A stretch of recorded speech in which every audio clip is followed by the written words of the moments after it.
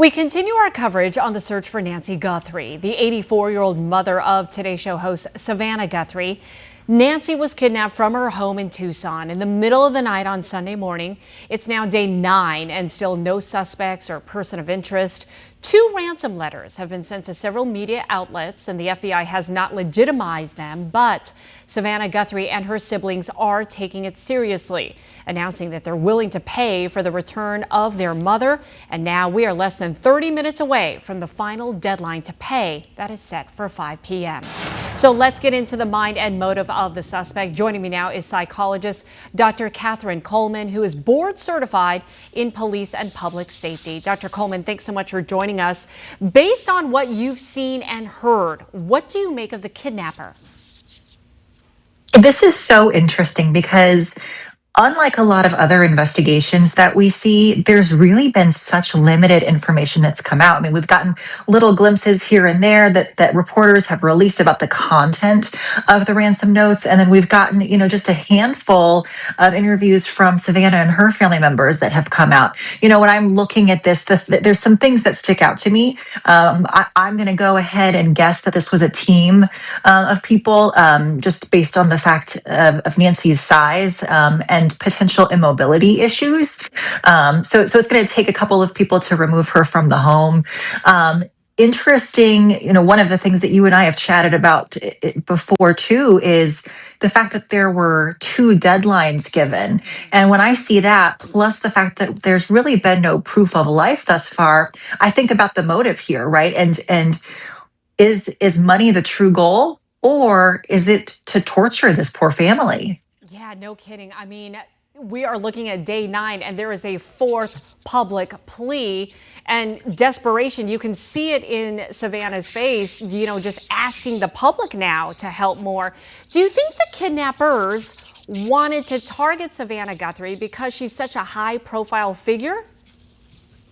I mean, that has to be something. I mean, there's certainly wealthier people that they could have targeted, but I think that they probably chose somebody, in such a national spotlight, right? And she was supposed to go to the Olympics too, right? So international spotlight, everybody knows her. She's a household name, and so you have to understand that if you're targeting her family, this is going to get a lot of attention.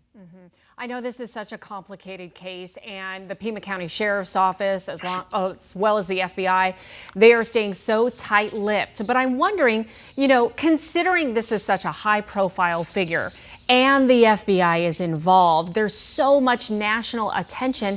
Why is this taking so long? I would put money on it that there is a lot of information that they are strategically choosing not to disclose to the public right now. They're likely relying on a lot of different tip lines. And when you do that, it creates such a strain on resources, and you're going to get a lot of bogus information coming in. And so the less that they can put out to the public, it's going to be easier to verify information coming in. And we've seen this in the past. Like, I immediately start thinking about the Idaho killings, right? And Brian Kohlberger, and how they sat on some of the information about his identity for a couple of days so that they could be strategic in how they wanted to go about capturing him. So it makes me wonder, okay, is there a lot more going on behind the scenes than we probably realize? Yeah, and along those lines, I mean, I know you've worked extensively with law enforcement on many high-profile cases. Can you give us an idea of perhaps what investigators are going through right now? I mean, it seems a little frustrating.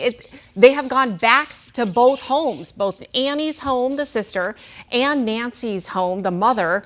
And it seems as though, you think that kind of the investigation at the site of the crime scene is done, but then they keep going back repeatedly. What do you think is going on? Oh, I mean, they're exhausted. They're exhausted. They're stressed out. They have an obligation to look into everything possible to try to solve this kidnapping. And hopefully, right, that's all that it is. but you can't really leave any stone unturned. And so they're working around the clock. Like I said, they're probably dealing with some bogus tips coming in from all over the country and all over the world, trying to figure out what's legitimate, what's not. And then you've also got, a family who is relying on you. That's a lot of pressure, and public who is constantly asking for answers. And that deadline, I mean, we're talking about less than 25 minutes away now at 5 o'clock, that second deadline. What did you make of Savannah's fourth video? So interesting.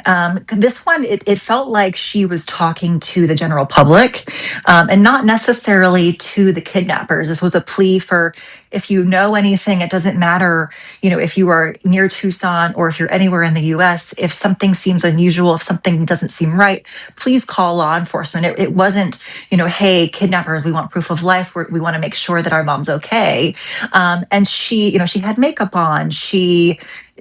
I almost was like, maybe she's trying to show a level of strength, right? Because, like I said before, if this kidnapper's motive, if part of it is to psychologically torture the family, Savannah's maybe trying to rise above that, and put on a face that, okay, we have hope. We're going to try to see this through.